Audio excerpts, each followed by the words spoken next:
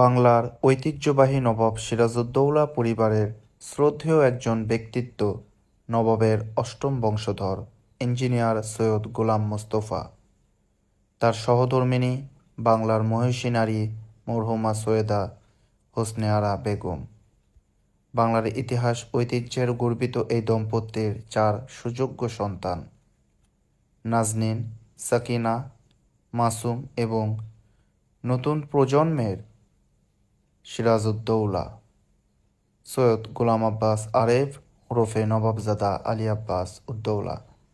27 September দেশের নীতি জ্ঞানহীন স্বার্থান্বেষী চিকিৎসক এবং চিকিৎসা ব্যবস্থার অবহেলায় চিকিৎসাধীন অবস্থায় আমাদের সকলের এবং পৃথিবীর মায়া ছেড়ে চিরবিদায় নিয়েছেন।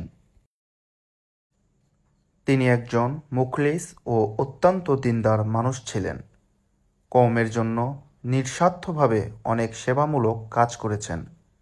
মরহুমের বিদেহী আত্মার মাগফিরাত কামনা করছি এবং শোকান্ত পরিবারবর্গের জন্য এসবি নিউজের পক্ষ থেকে শোক সমবেদনা জ্ঞাপন করছি।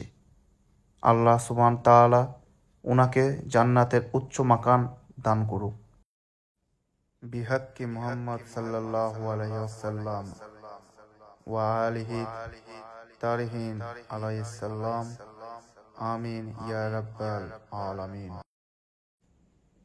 নবাবজাদা আলী আব্বাস উদ্দৌলা সকল মুমিনকে তার পিতার আত্মার মাগফিরাতের জন্য সূরা ফাতিহা একবার, সূরা ইখলাস 3 বার পাঠ করার জন্য বিনীত অনুরোধ জানিয়েছেন।